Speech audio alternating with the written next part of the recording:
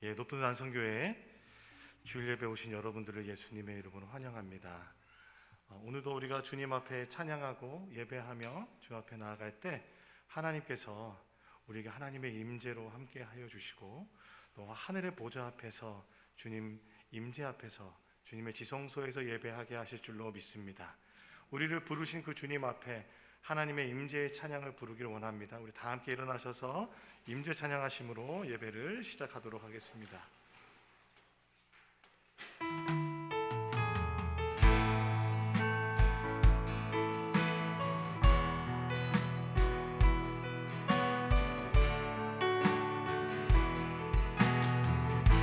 하늘의 문을 여소서, 하늘의 문을 여소서, 이곳을 주 높아소서.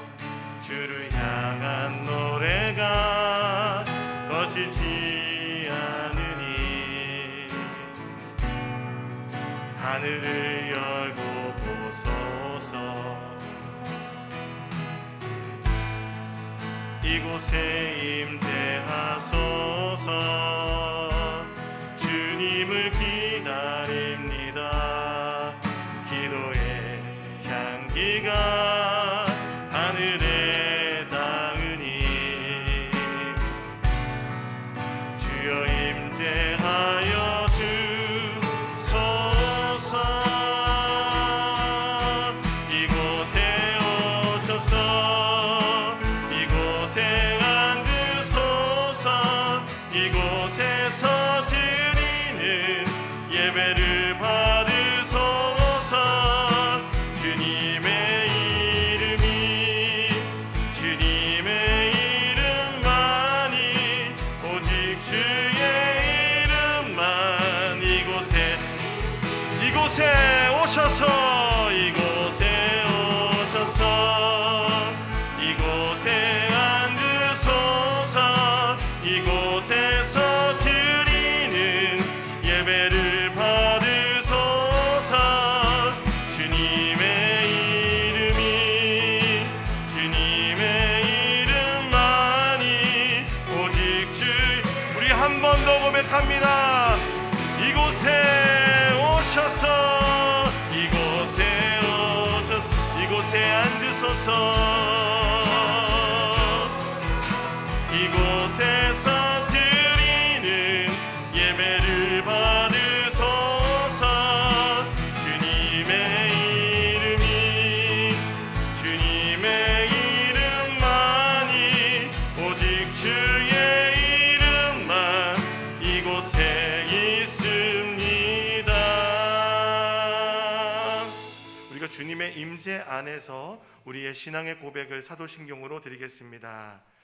전능하사 천지를 만드신 하나님 아버지를 내가 믿사오며 그 외아들 우리 주 예수 그리스도를 믿사오니 이는 성령으로 잉태하사 동정녀 마리아에게 나시고 본디오 빌라도에게 고난을 받으사 십자가에 못 박혀 죽으시고 장사한 지 사흘 만에 죽은 자 가운데서 다시 살아나시며 하늘에 오르사 전능하신 하나님 우편에 앉아 계시다가 저리로서 산자와 죽은 자를 심판하러 오시리라.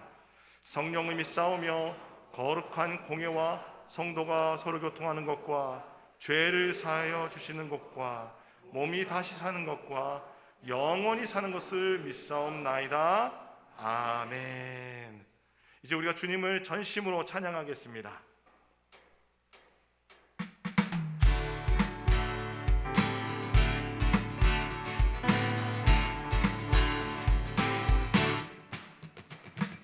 감사와 찬양 드리며 주 앞에 나가세.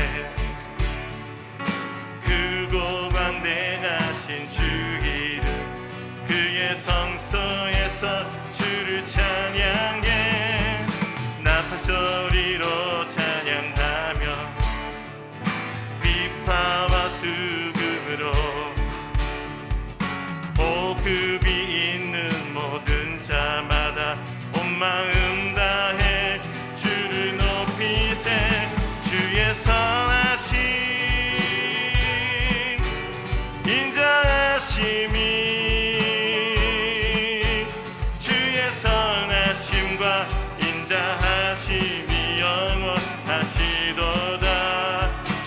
선하심 주의 선하심 인자하심이 주의 선하심과 인자하심이 영원하시도다. 예 주의 선하심과 인자하심이 영원하시도다. 입장에 손뼉 치면서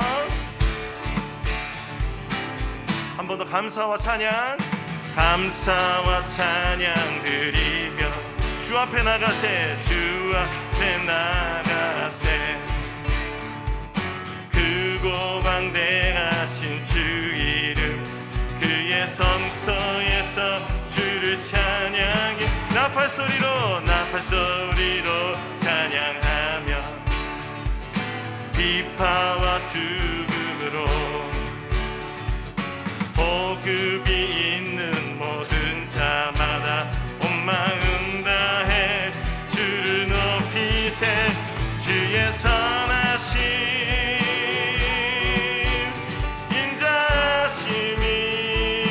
인자하심이 주의 선하심과 인자하심이 영원하시도다.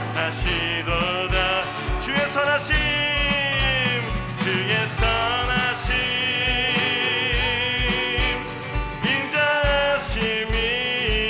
인자하심이 주의 선하심과 인자하심이 영원하시도다. 주의 선하심과 인자하심이 영원하시도다. 우리의 감사의 제목이 되시는 주님께 나아가면서 예수 하나님 독생자 예수 하나님 독생자 만유의 창조주 만유의 창조주 모두 다 그 앞에 나아가 목소리 높여 주를 찬양해 주의 선하심 인자하심이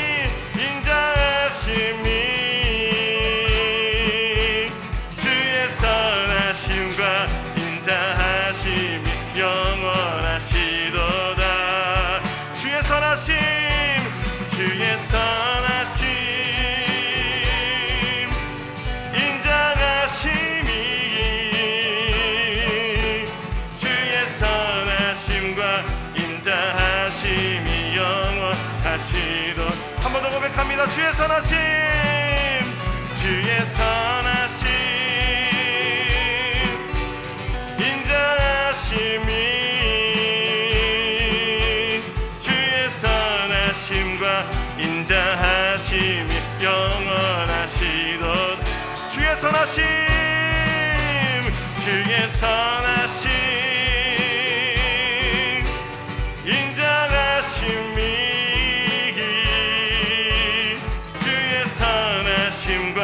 인자하심이 영원하시도다. 예. 주의 선하심과 인자하심이 영원하시도다. 주의 선하심과 인자하심을 찬양합니다. 우리 주님께 영광의 박수 올려드립니다. 선하시도다. 주의 인자하심이 그 자비하심이 영원하시도다. 주의 선하심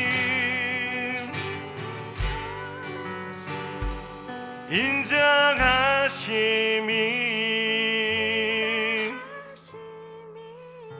주의 선하심과 인자하심이 영원하시도다.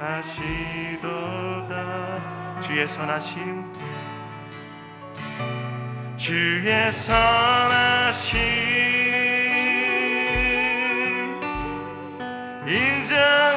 인자하심이 주의 선하심과 인자하심이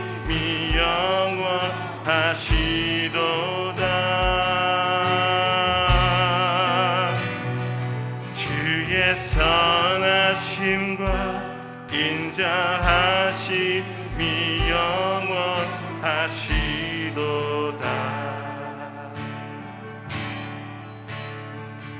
은혜로다. 주의 은혜 날 살리시 주님의 그 은혜라. 은혜로다. 주의 은혜 날 살리시 주님의 은혜. 한 번 더 고백합니다. 은혜로다. 주의 은혜 주의 은혜 날 살리시 주님의 큰 은혜라. 은혜로다. 주의 은혜 날 살리시 주님의 은혜. 그 은혜 내 맘에 영원히 나를 붙들고 가네게. 그 은혜 평생에 영원히 나를 일으키시네. 한 번 더. 은혜로다. 은혜로다. 주의 은혜 주의 은혜 날 살리신 주님의 그 은혜라. 은혜로다. 주의 은혜 주의 은혜 날 살리신 주님의. 이번에 고백할 땐 큰 죄에서 날 구했네. 날 구했네. 한량없는 주님의 큰 은혜라. 아들 피로 날 살렸네. 날 살렸네. 측량 못할. 우리 한 번 더 고백할까요? 큰 죄에서 날 구했네. 큰 죄에서 날 구했네. 한량없는 주님의 그 은혜라. 아들 피로 날 살렸네. 날 살렸네. 측량 못할 주님의 은혜. 그 은혜 내 맘에 영원히 나를 붙들고 가네게. 그 은혜 평생에 영원히 주님의 그 은혜를 찬양합니다. 그 은혜 내 맘에 영원히 나를 붙들고 가네게. 그 은혜 평생에 영원히. 한 번 더 고백합니다. 그 은혜 내 맘에. 그 은혜 내 맘에 영원히 나를 붙들고 가네게. 그 은혜 평생에 영원히 나를 일으키시네. 나를 지으시니가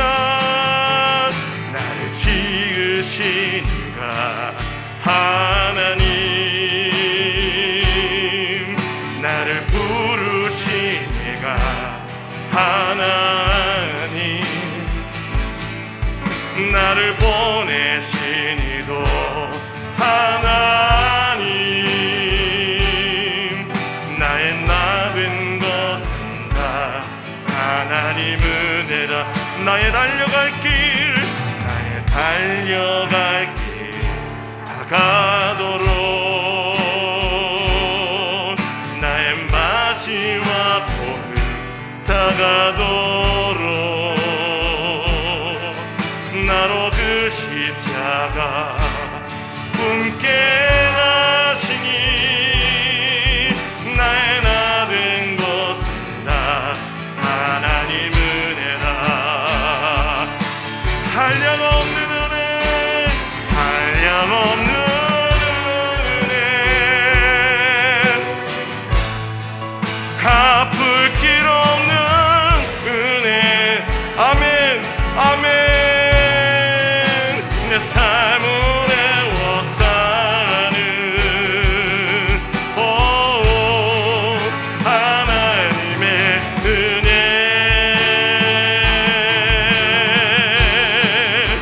나 주저함 없이 그 땅을 밟음도 그 땅을 밟음도 나를 붙드시는 하나님의 우리 한 번 더 고백할 때 나를 지으신 이가 하나님 나를 지으신 이가 하나님 나를 부르신 이가 하나님 나를 보내신 이도 하나님 나의 나 된 것은 다 나의 달려갈 길 나의 달려갈 길 다가도록 나의 마지막 호흡 다하도록 나의 마지막 호흡 다가도록 나로 그 십자가 꿈깨 하시니 나의 나 된 것은 다 하나님의 은혜를 전심으로 찬양합니다. 한량없는 은혜 갚을 길 없는 은혜 내 삶을 애워싸는 예수님 하나님의 은혜.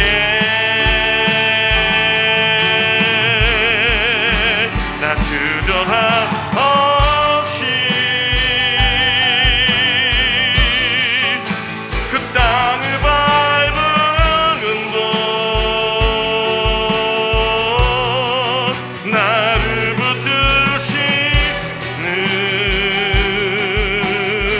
붙드시는 하나님의 은혜 한량없는 은혜 한량없는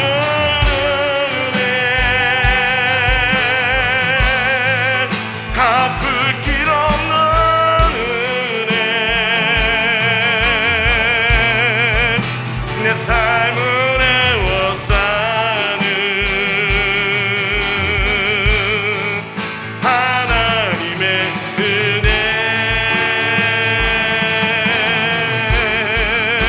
나 주저함 없이 그 땅을 밟음도 그 땅을 밟은 곳 나를 붙드시는 하나님의 은혜.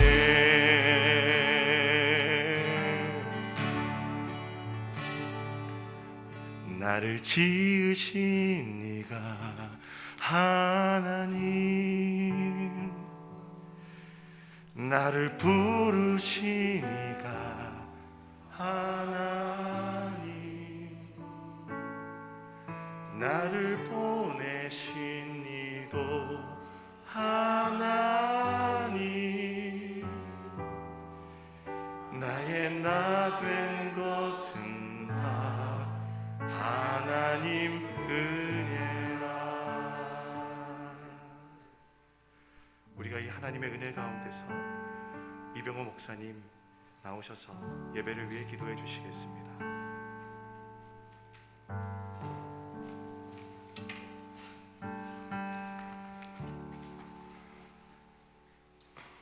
살아계신 아버지 하나님, 한 주간도 하나님의 은총과 긍휼로 인도하사 오늘 우리가 모여 함께 예배하게 하심을 감사드립니다. 오늘 특별히 드려지는 이 예배는 1년 동안 하나님의 행하신 축복을 기억하는 추수감사 예배입니다. 하나님 1년 동안 저희들이 수고하고 애쓰고 노력해서 아름다운 결실을 맺었습니다. 그러나 하나님, 이 열매는 저희들의 수고의 결실이 아니라 하나님의 축복의 결실입니다. 크든지 작든지 주께서 허락하신 열매에 깊이 감사드립니다. 하나님, 한 주간 저희들의 죄를 회개합니다. 특별히 한 주간 동안 하나님의 주인 되심을 인정하지 않고 의심했던 죄를 회개합니다. 또 모든 것의 주인이신 하나님을 제 삶의 동력으로 삼지 못한 죄를 회개합니다. 하나님, 저희들의 어리석음을 용서하시고 하나님의 은혜와 긍휼로 덮어 주옵소서. 살아계신 하나님, 계속해서 기도하는 것은 코로나19로 인하여 고통받고 어려운 당신의 백성들이 있습니다. 특별히 영적으로, 정서적으로, 육체적으로, 물질적으로 고통받는 자들을 긍휼히 여겨 주옵소서. 그래서 이 코로나의 고통으로부터 교회와 나라와 민족과 열방이 속히 회복되고 살아나게 해 주옵소서. 하나님, 예수님의 고백처럼 수고하고 무거운 짐을 짊어진 우리에게 안식을 주옵소서. 하나님으로부터 임하는 안식이 이때에 절실히 우리에게 필요합니다. 하나님, 지금도 위기 중에 흩어져 사역하는 수많은 선교사님들을 긍휼히 여겨 주옵소서. 지금도 자신과 가정을 돌아보지 않고 복음을 들어보지 못한 수많은 영혼들을 위해 힘든 그곳에서 우상과 불신앙과 때로는 코로나19와 싸우는 선교사님들의 안전과 건강을 꼭 지켜 주옵소서. 그리고 예수가 그리스도요 생명이며 능력이고 구원자인 것을 선포할 때 기적이 일어나게 해 주옵소서. 하나님, 이곳 안성에 높은 뜻 안성교회를 세워주셔서 감사합니다. 주님의 뜻을 따라 세워진 교회를 축복하시고 세우신 박영규 목사님께 기름 부어 주옵소서. 그래서 요한복음 21장에 있는 내 양을 먹이라는 이 귀한 말씀을 잘 감당하게 해 주시옵소서. 살아계신 하나님, 오늘도 예배를 섬기는 모든 수고를 주께서 받아 주시고 특별히 말씀 들을 때에 우리 모두 주님의 음성을 듣는 은총이 있게 해 주옵소서. 주님, 감사합니다. 이 모든 영광 홀로 받아 주시옵소서. 예수님의 이름으로 간절히 기도합니다. 아멘.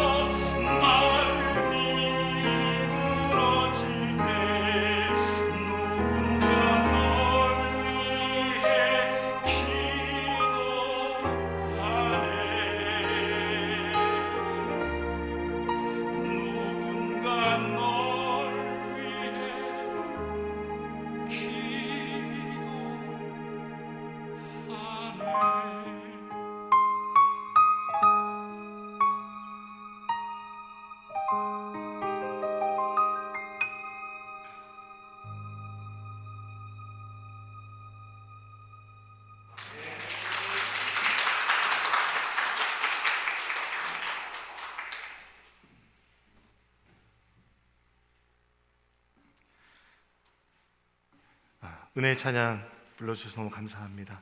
우리 황만익 집사님은 배우이십니다. 여러분 최근에 시작한 드라마가 네네 돼지의 그 돼지가 피그입니까? 네, 돼지의 왕. 네, 그래서 여러분 많이 사랑해 주시고 우리 황만익 집사님 저희 높은 듯 푸른 교회에서 집사님으로 그리고 우리 함께 신앙생활하고 함께 했던 분이시고 그래서 오늘 특별히 이게 찬양해 주셨습니다. 너무 감사드립니다. 우리 한 번 더 감사의 박수를 드리겠습니다.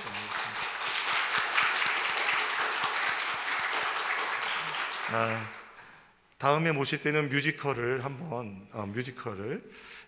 노래를 불러주셔도 좋을 것 같습니다.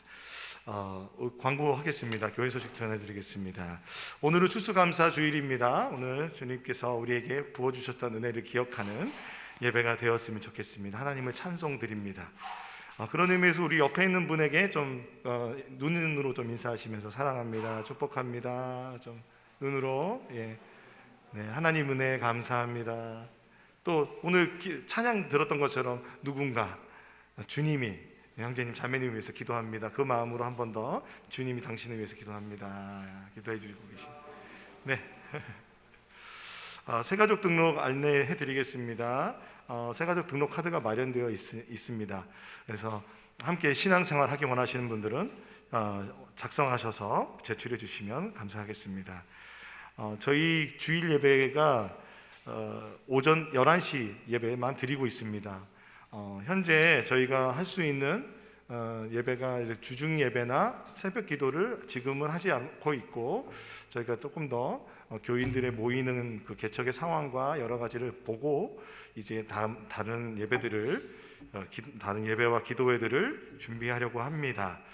그렇기 때문에 주일 예배에 최선을 다하려고 합니다. 주일 11시에 영과 진리로 전심으로 예배드리려고 하니 많은 기도와 관심 참여 부탁드립니다. 주일 예배 신청하시는 안내 지난주 드린 것처럼 홈페이지 통해서 하실 수 있습니다. 옆에 있는 지금 주보에 게재되어 있는 QR코드를 통해서 신청하실 수 있습니다. 지금 아직 날짜가 변동이 안 돼 있을 텐데 신청하시면 계속 연속으로 제가 받아볼 수 있거든요, 명단을. 그래서 날짜를 보고 하니까요, 여러분들이 언제든지 신청해 주시면 되겠습니다. 지난주 공동의회를 잘 마쳤습니다. 그래서 높은 뜻 안성교회의 개척 결과, 개척 진행 사항들을 보고 드리고 그리고 정관을 인준하였습니다.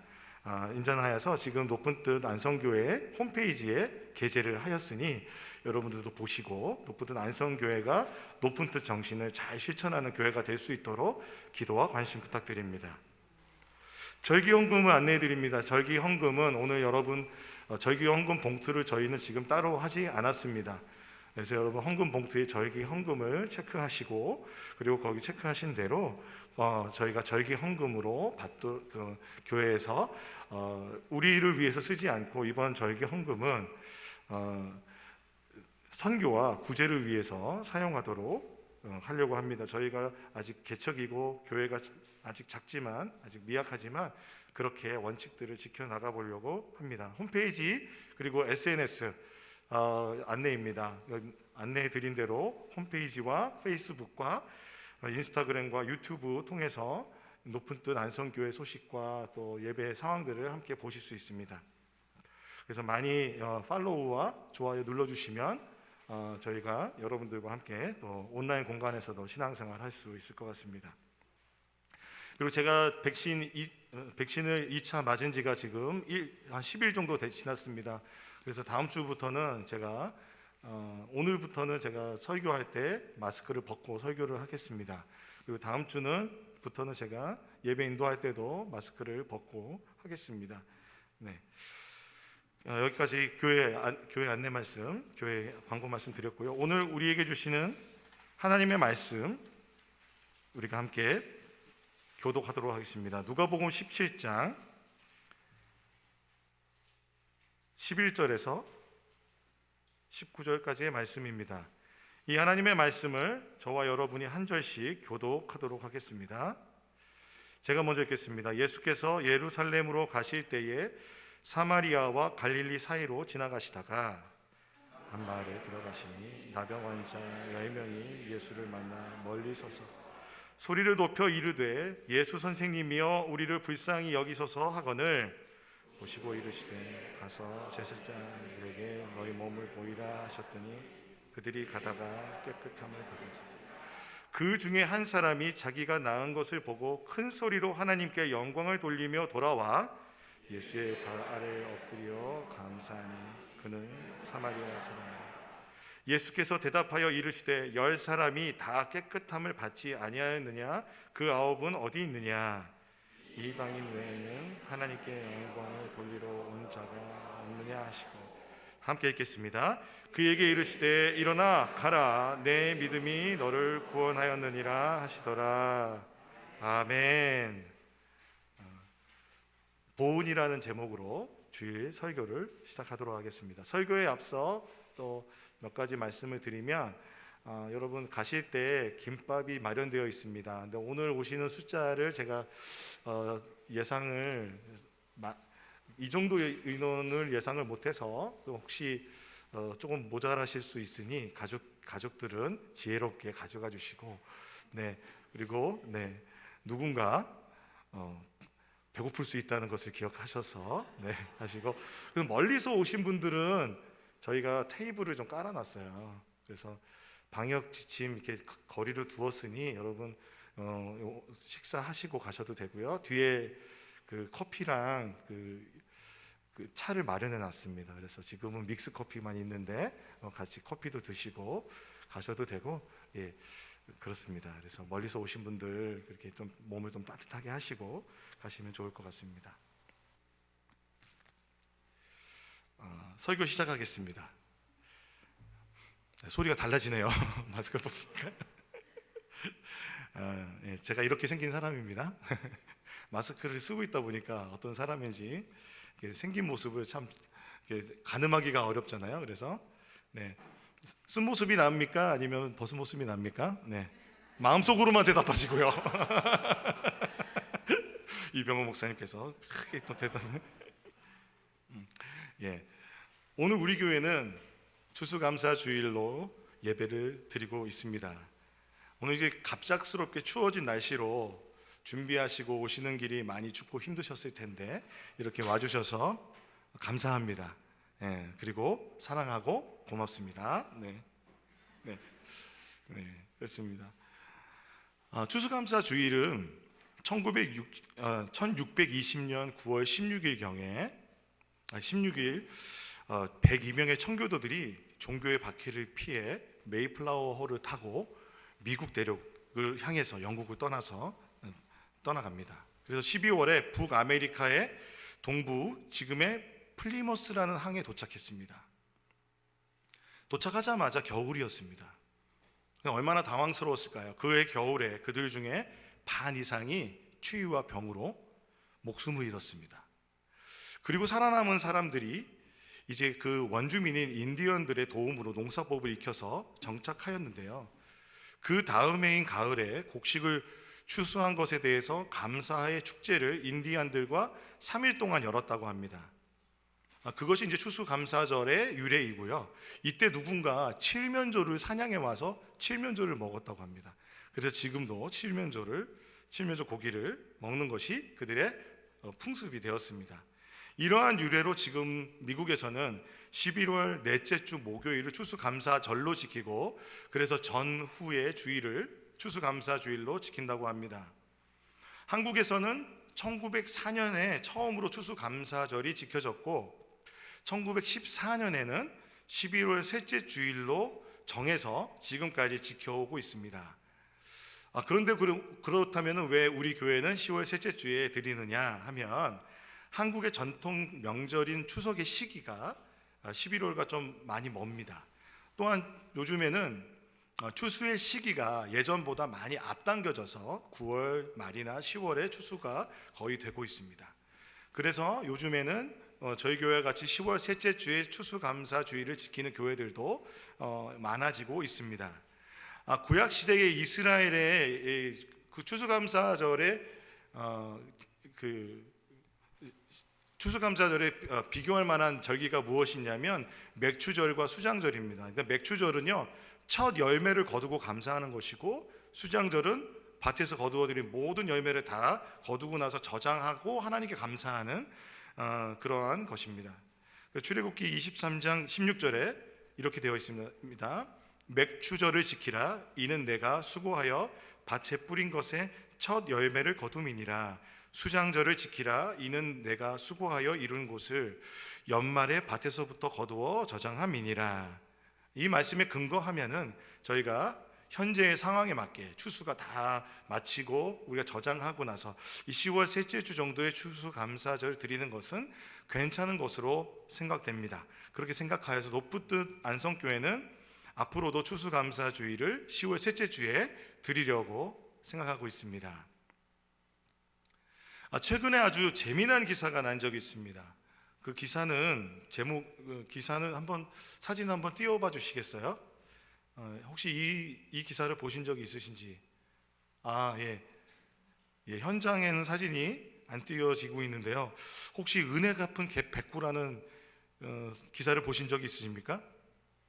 충남 홍성에서요, 4개월 된 백구 강아지가 전국 제1호 명예 119 구조견이 된 사연입니다. 예, 사연은 이렇습니다. 지난 8월 25일에 집을 나선 90세의 치매 할머니가 실종되었습니다. 실종되어서 119에 신고가 들어와서 계속 찾는데 찾지 못한 상황이었습니다.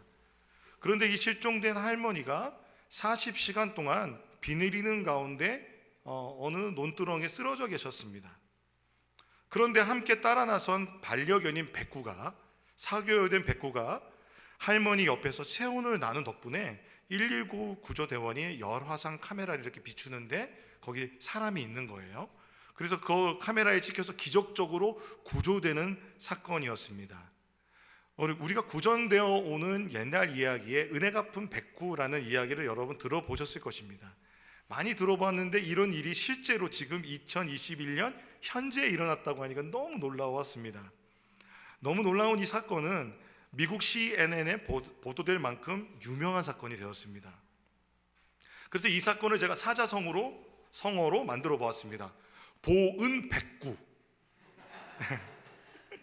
말 못하는 반려견이지만 사랑을 받은 만큼 그 사랑에 보답하였다는 것은 참으로 신기하기도 하고 우리의 마음에 잔잔한 감동과 함께 어떤 교훈을 주는 것 같습니다.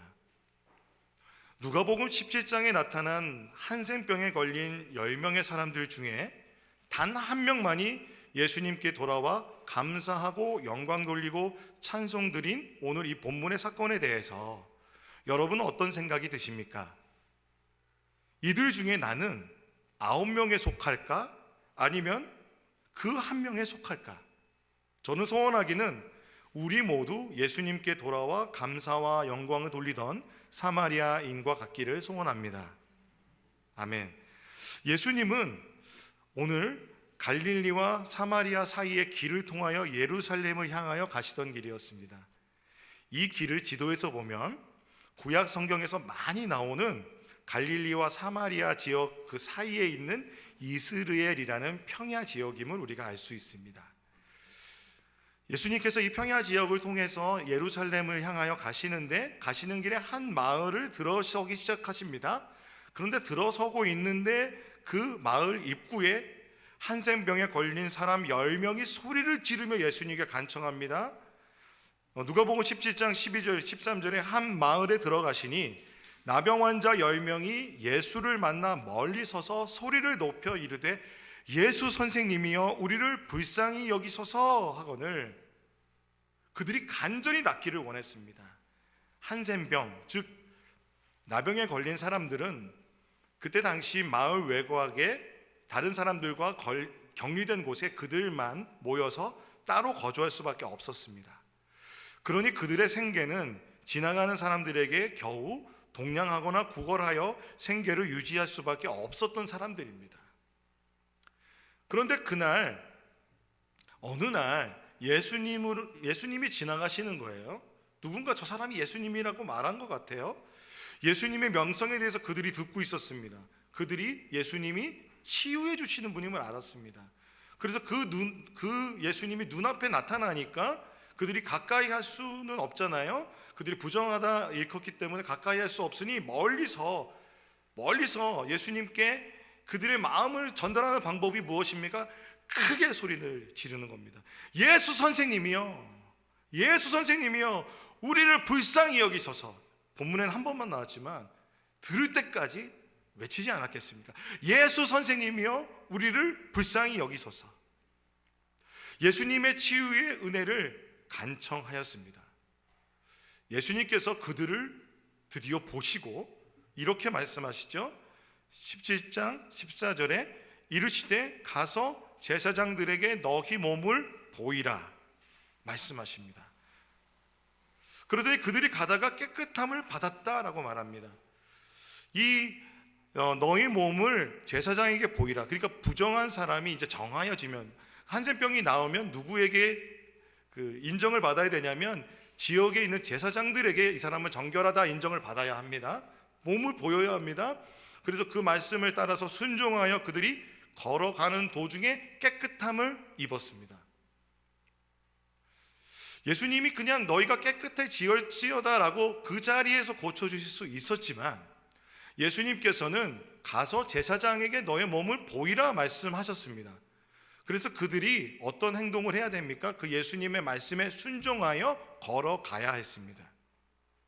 그러므로 아직 치유가 되지 않은 상태에서 예수님이 가서 보이라고 하는 그 말씀을 순종하여 걸어가는 것 자체는 굉장히 큰 믿음 아닙니까? 순종하는 것 자체가 놀라운 일입니다. 그렇기 때문에 사실 이들의 믿음이 적다, 믿음이 약하다 말할 수 없습니다. 이들의 마음이 간절하지 않다 말할 수 없습니다. 그런데 오직 한 사람, 그것도 분명하게 성경이 증언하는 것은 사마리아 사람 한 명만이 예수님께 돌아와서 예수님께 영광 돌리고 감사하고 찬양합니다.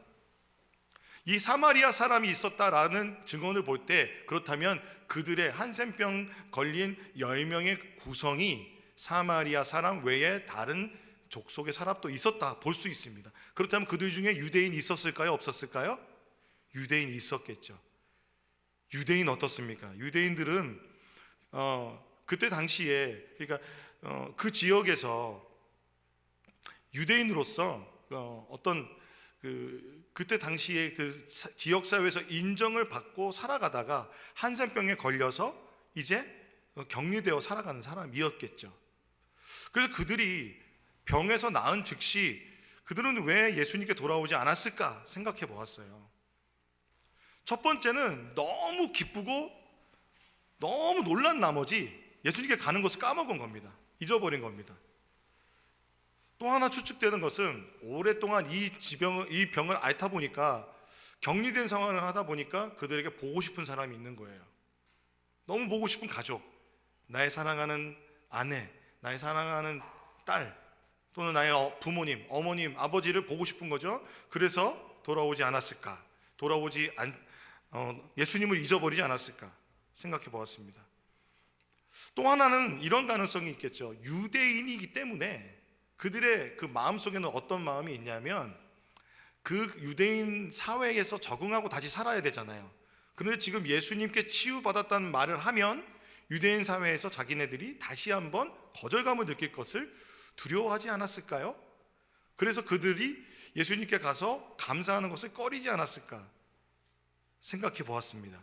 이 세 가지 이유 외에 다른 이유가 있을 수도 있겠죠. 정확한 이유는 알 수가 없지만 그들은 예수님 앞에 나타나지 않았습니다. 오직 한 사람, 이방인이라 불리는, 예수님도 이방인이라고 부르는 사마리아 사람만이 예수님께 돌아왔습니다. 누가복음 17장 15절 16절에 이렇게 그는 예수님께 나아갑니다. 그 중에 한 사람이 자기가 나은 것을 보고 큰 소리로 하나님께 영광을 돌리며 돌아와 예수의 발 아래 엎드려 감사하니 그는 사마리아 사람이라. 이 사마리아 사람은 하나님께 큰 소리로 영광을 돌렸습니다. 하나님을 찬양하였습니다. 하나님께 찬송을 돌려드렸습니다. 사실 유대인들은 그 이름이 유다, 즉 찬송을 뜻하는데, 그들은 하나님을 찬송하지 않고 하나님께 영광 돌리지 않았는데, 그들이 멸시하는 사마리아 사람 이방인이 지금 예수님께 나와 하나님께 영광 돌리는 찬송을 드리고 있습니다. 뿐만 아니라 그는 겸손하게 예수님의 발 아래 엎드려 감사를 표현합니다. 이렇게 낫게 해주셔서 예수님 감사합니다. 정말 감사합니다. 예수님 너무 감사합니다 라고 고백하였을 것입니다. 이 사마리아 사람은 평소 사마리아 사람으로서 유대인들에게 냉대받고 차별받고 살았을 것입니다. 그것도 서러운데 어느 날 한센병에 걸려서 마을 어귀에서 버림받아 살아가던 차에 지금 예수님께서 기적을 베풀어 주셔서 한센병이 치유되는 놀라운 일을 경험하였습니다. 그러니 그는 그 마음에 예수님께 감사하는 마음이 더 컸던 겁니다. 무엇보다 컸냐면 제사장에게 지금 나가 깨끗하다라고 보여주는 그 절차보다 예수님께 감사하는 마음이 더 컸던 겁니다.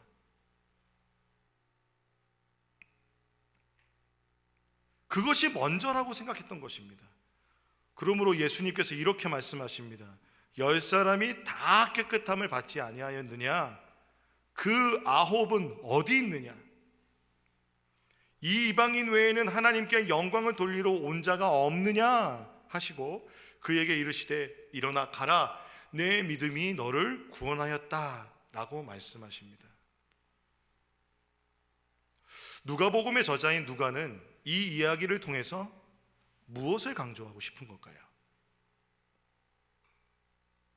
예수님께서 예루살렘을 향하여 가시는 여정에 있었다는 그 표현은 무엇을 암시하고 있냐면, 예수님께서 지금 예루살렘을 향하여 가셔서 십자가의 고난과 십자가의 구원을 우리에게 베푸시기 위해서 고난받고 그 죽음을 당하고 그리고 부활하실 그 사건들, 그 십자가의 구원의 사건을 암시하고 있는 것입니다. 그 예수님께서 그 길을 가시다가 지금 이방인과 같은 사마리아 사람을 만나 지금 그에게 치유를 하여 주시고 그를 구원하여 주신 이 사건의 감사와 구원과의 관계를 말하고 있는 것은 무엇이냐면, 아마도 누가는 이런 의미가 아니었을까요? 받은 은혜에 대해서 예수님께 감사하고 영광 돌리는 것이 얼마나 중요한지를 말하고 싶지 않았을까요? 예수님의 치유의 은혜를 10명이 똑같이 받은 상황입니다. 똑같이 받았습니다. 똑같이 말씀을 받고 똑같이 제사장을 향하여 가다가 똑같이 치유를 받았습니다. 이때 예수님께 영광을 돌리고 감사드리는 사람은 단 한 사람, 은혜를 받았지만 감사를 모두 드리는 것은 아니라는 이 사실. 그렇다면 우리는 감사하는 사람이 되어야 할까요? 아니면 감사를 잊고 그냥 살아가는 사람이 되어야 할까요? 예수님께서 분명하게 말씀하시는 것은 이러한 감사와 영광 돌리는 것을 주님께서, 하나님께서, 예수님께서 기뻐하신다는 것을 우리는 알아야 합니다. 이렇게 해서 감사하다는 단어가요, 헬라어로는요, 감사하다는 단어가 유카리스테오라는 단어입니다. 이 단어가 어디에서 왔냐면 바울이 자주 쓰던 단어인데요, 은혜를 뜻하는 카리스라는 단어에서 왔습니다. 이 카리스라는 단어는 또 다른 뜻이 있는데 선물이라는 뜻이 있습니다. 그러므로 카리스는 은혜 또는 선물로 우리가 생각할 수 있습니다. 그러므로 우리가 너무 잘 알듯이 죄인된 우리가 하나님의 구원을 받아 하나님의 자녀가 된 것, 그렇죠? 그것은 우리의 공로가 있습니까? 없습니까? 우리는 우리는 없습니다. 우리가 그렇게 배웠습니다. 값없이 거저받은 선물과 같다 우리가 믿고 있고, 값없이 거저받은 선물로서 은혜로 구원을 받았습니다. 그래서 우리가 오늘도 우리가 살아가는 것 주님의 은혜입니다. 할렐루야. 오늘도 우리가 하나님 앞에 찬양할 때 하나님의 은혜에 대해서 찬양했습니다. 그런데 그것은 선물로 받았다는 것입니다. 이 선물로 받았다고 했을 때 우리 현대인들이 어떻게 느낄까 생각해 보면, 현대인들이 지금 상식적인 선물의 개념을 생각해 보면 알 수 있는데요. 이 현대 사회에서, 우리가 살아가는 현대 사회에서 선물은 보답을 기대하지 않고 베푸는 것입니다. 그것이 순수한 선물입니다. 보답을 하지 않아도 되기 때문에 이것을 좀 어려운 말로 선물의 비순환성이라고 합니다. 이러한 특징을 갖는다고 하는데요. 그렇기 때문에 한국에서는, 특별히 또 현대에서는 공공의 선물은 금지합니다. 그리고 개인적인 선물에 있어서 아까 그 선물의 비순환성, 그냥 그 보답을 바라지 않고 선물을 주는 것이 미덕이고 그것이 선물의 의미라고 우리는 지금까지 배워왔습니다. 그렇기 때문에 여러분, 김영란법이 있죠. 그래서 공무원이나 공공의 일을 하는 사람들은 청탁을 하거나 어떤 선물을 어느 금액 이상을 줄 수가 없습니다. 그렇죠? 이것을 우리는 지키고 있습니다.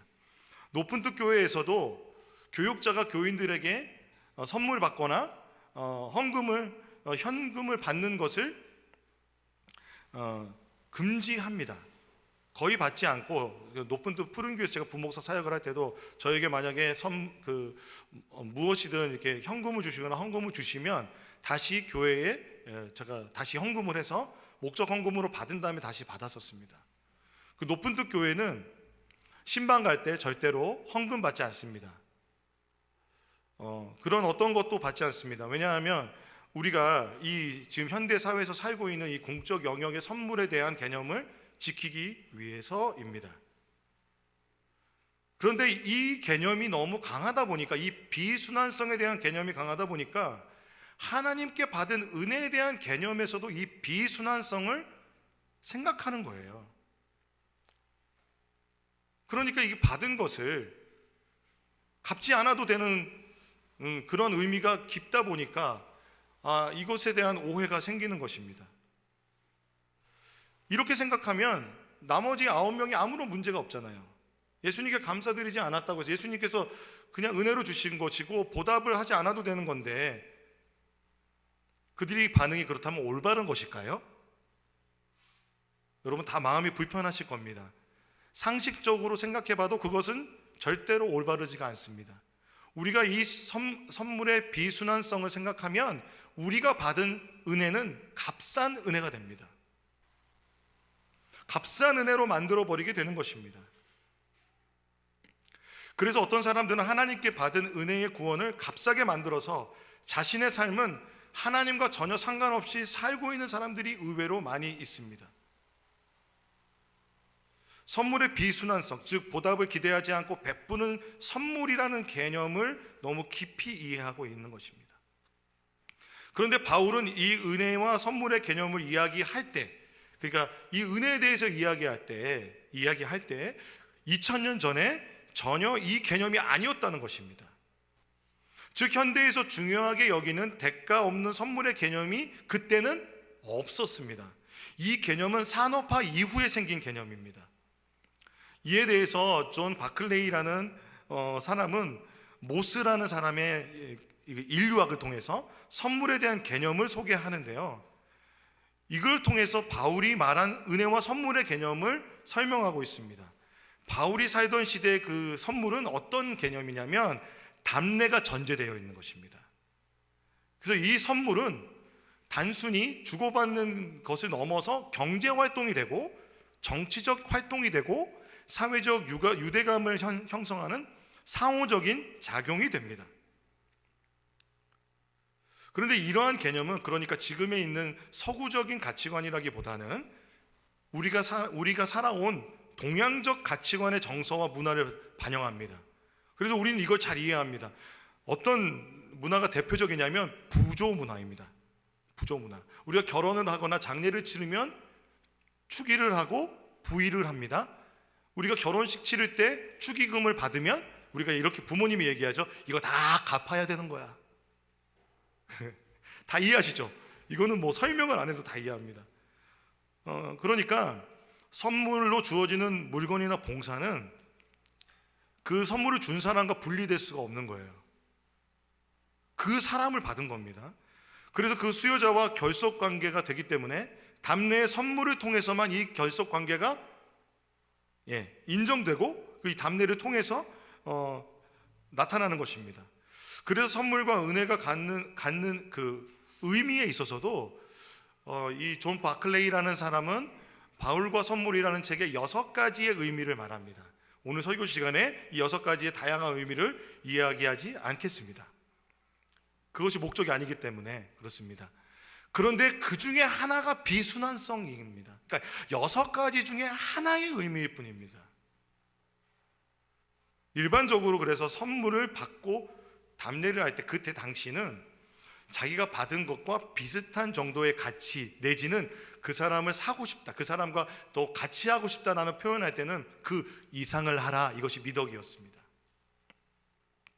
그런데 그렇다면은 선물을 주는 사람이 답례를 받기를 기대하기 어려운 경우에도 선물을 하였을까요? 보통은 하지 않았다고 합니다. 그렇지 않았다고 합니다. 답례를 기대하기 어려운 경우에는 그럴 경우에는 자선을 베푸는데, 이거를 자선을 베풀 때 이 자선은 대부분 공적인 사업인 경우가 많았고, 이를 통해서 그 공적인 어떤 선물을 준 사람은 명예를 얻어서 답례를 받았다고 합니다. 이 답례의 방법은 무엇입니까? 기념비를 만들어 준다든지, 자리에서 중요한 행사의 앞자리를 보장해 준다든지, 이런 것을 통해서 명예로운 답례를 얻었습니다. 그래서 이때 이렇게 답례를 받을 수 없는 상황에서 조건 없이 그 가치를 고려하지 않고 주는 선물을 그때 당시 그래서 완벽한 선물 중에 하나로 이해했는데, 이를 선물의 비상응성이라고 합니다. 즉 차별 없이 조건 없이 베풀어지는 선물입니다. 그러니까 선물의 비상응성, 조건 없이 베풀어지는 선물. 그러니까 우리가 은혜를 받았다고 말할 때는 바로 이것입니다. 조건 없이 베풀어지는 선물인데, 이 선물을 바울은 누구를 말하냐면 바로 예수 그리스도의 십자가 사건을 우리에게 선물로 받았다라는 이해가 있었습니다. 로마서 3장 21절에서 24절의 말씀을 제가 읽어드리겠습니다. 이제는 율법 외에 하나님의 한 의가 나타났으니 율법과 선지자들에게 증거를 받은 것이라 곧 예수 그리스도를 믿음으로 말미암아 모든 믿는 자에게 미치는 하나님의 의인이 차별이 없느니라. 모든 사람이 죄를 범하였음에 하나님의 영광에 이르지 못하더니 그리스도 예수 안에 있는 속량으로 말미암아 하나님의 은혜로 값없이 의롭다 하심을 얻었느니라. 예수 그리스도께서 주시는 이 은혜, 선물, 예수 그리스도를 이 땅에 보내신 그 선물의 사건, 예수 그리스도의 자기 주심을 통해서 바울이 원했던 것은 무엇이냐면 이 비상응성, 은혜의 비상응성을 통해서 유대인이나 이방인이나 모든 그런 사회적 격차가 다 뛰어넘는 예수를 믿는 새로운 공동체, 새로운 기독교 공동체를 세우는 것이 바울의 신학이었습니다. 갈라디아서 3장 26절 29절에 그것이 나타나는데요, 너희가 다 믿음으로 말미암아 그리스도 예수 안에서 하나님의 아들이 되었으니 누구든지 그리스도와 합하기 위하여 세례를 받은 자는 그리스도로 옷 입었느니라. 너희는 유대인이나 헬라인이나 종이나 자유인이나 남자나 여자나 다 그리스도 안에서 하나니라. 너희가 그리스도의 것이면 아브라함의 자손이요 약속대로 유업을 이을 자니라.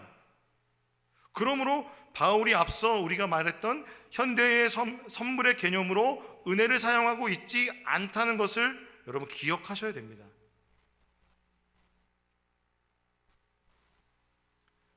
은혜의 비상응성으로 우리는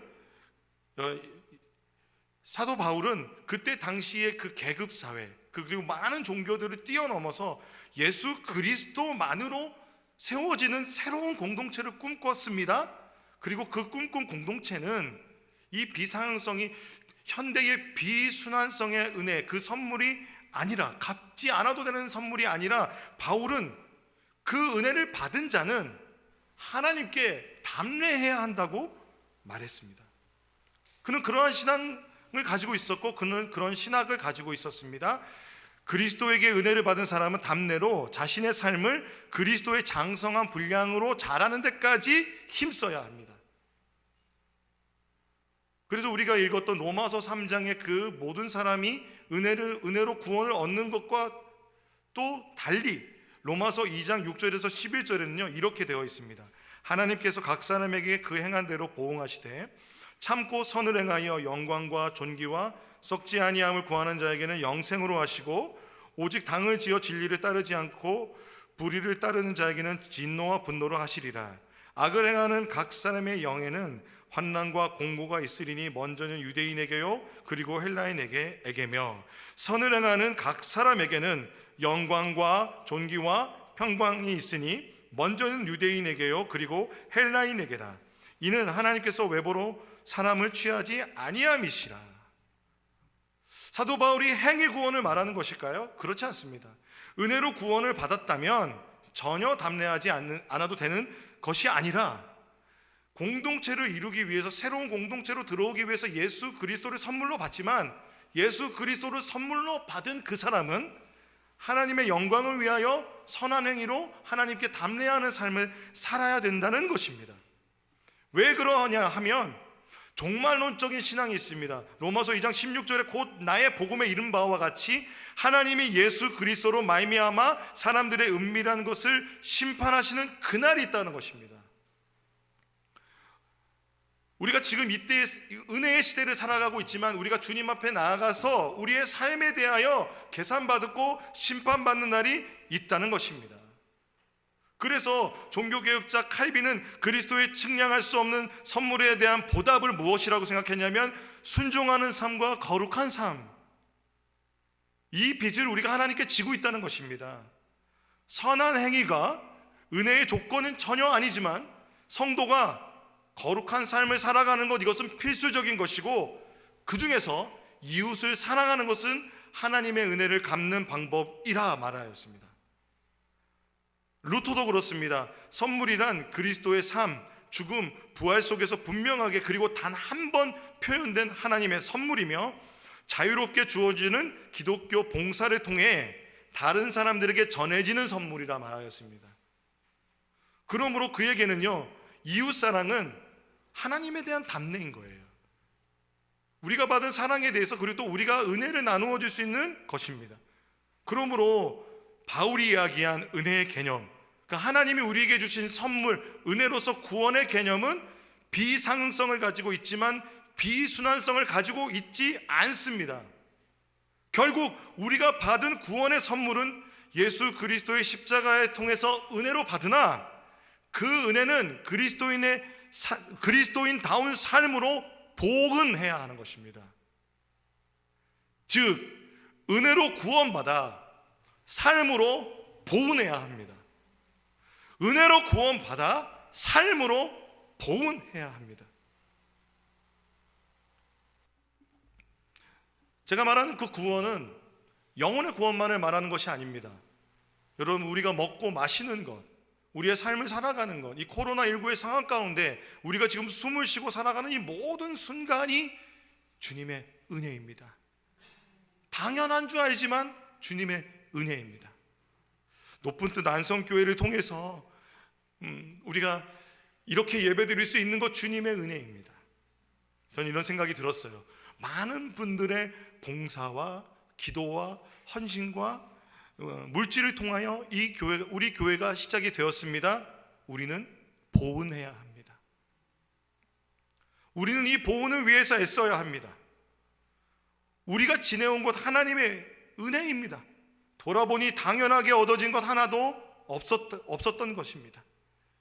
그래서 가장 큰 감사, 예수님께 가서 우리가 가장 큰 감사와 영광을 돌려드리기 원하는데, 우리가 추수 감사절, 감사주일에 이번 주에는 우리 절기 헌금을 다 외부로 쓰기를 원합니다. 절기 헌금을 해주신 것은 저희가 이 안성과 평택 지역에 우리가 돌보고 함께 나눌 수 있는 선교와 구제의 사역으로 쓰기를 원합니다. 특히 평택 안성 지역에 사역하고 있는 예수전도단이나 선교단체를 제가 만나보았습니다. 만나보았더니 이런 사역을 하고 있었습니다. 구제 사역인데 뷰티풀 블루밍이라는 사역을 하고 있습니다. 미혼모를 대상으로 하는 사역인데 우리가 그들을 돕고 싶습니다.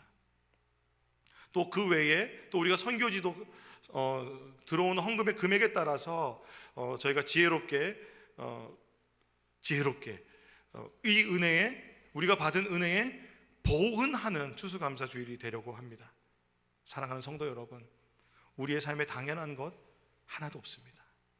모든 것이 주님의 은혜였습니다. 아멘. 아멘. 오늘 설교가 조금 길어졌는데요, 오늘 마지막 찬양을 하지 않고 우리 다 함께 일어나서 은혜라는 찬양을 부르고 하나님께 잠깐 기도하고 제가 봉헌 기도와 설교로 예배를 마치고 싶습니다. 제가 가사를 읽어드릴게요. 내가 누려왔던 모든 것들이, 내가 지나왔던 모든 시간이, 내가 걸어왔던 모든 순간이 당연한 것 아니라 은혜였어. 이 찬양을 함께 하나님께 드리겠습니다.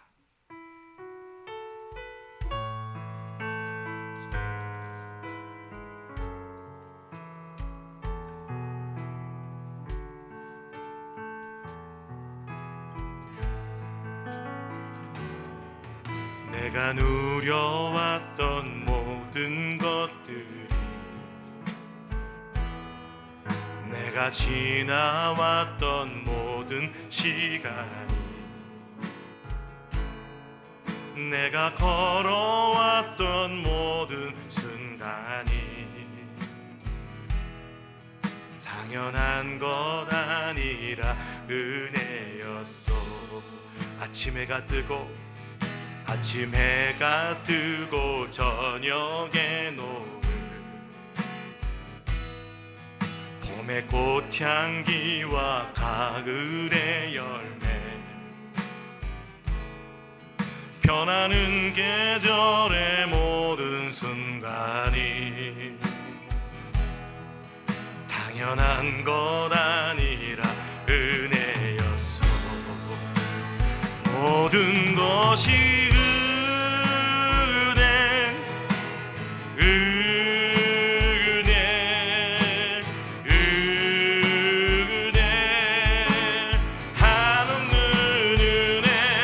삶에 당연한 건 하나도 없었던 것을, 모든 것이 은혜였어. 내가 이 땅에 태어나 사는 것, 내가 이 땅에 태어나 사는 어린아이 시절과 지금까지 숨을 쉬며 살며 꿈을 꾸는 삶, 당연한 것 아니라 은혜였어. 당연한 것 아니라 은혜였어. 내가 하나님의 자녀로 살며, 내가 하나님의 자녀로 살며 오늘 찬양하고 예배하는 삶, 복음을 전할 수 있는 축복이, 예수님 당연한 것 아니라 은혜였어. 모든 것이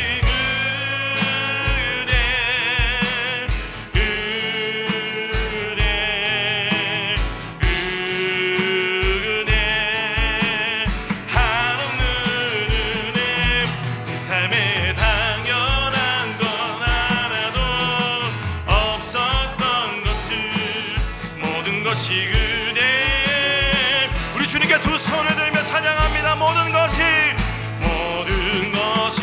주님께 감사와 찬양을 드리며 영광 돌리며 찬양합니다. 은혜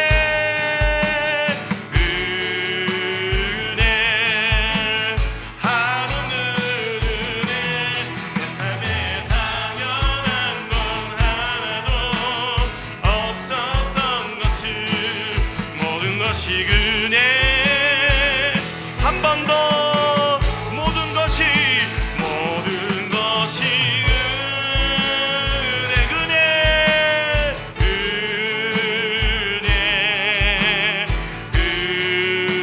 은혜 한없는 은혜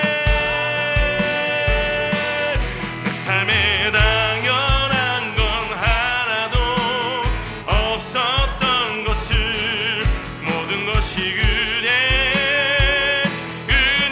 우리가 두 손을 들고 한번 기도하실 때 주님께 영광과 감사와 찬양을 돌려드리는 기도 드립시다. 주님, 내가 주님께 받은 은혜에 감사하며 주님께 내 마음을 드립니다. 주님 영광 받아 주시옵소서. 주님만 찬송하는 기도 우리 마음을 다하여 한번 드리도록 하겠습니다. 다 함께 기도하시겠습니다. 사랑과 은혜가 많으신 주님, 그렇습니다. 모든 영광과 존귀와 찬양을 올라받아 주시옵소서. 주님, 우리의 삶의 그 모든 것이 주님의 은혜였음을 고백합니다.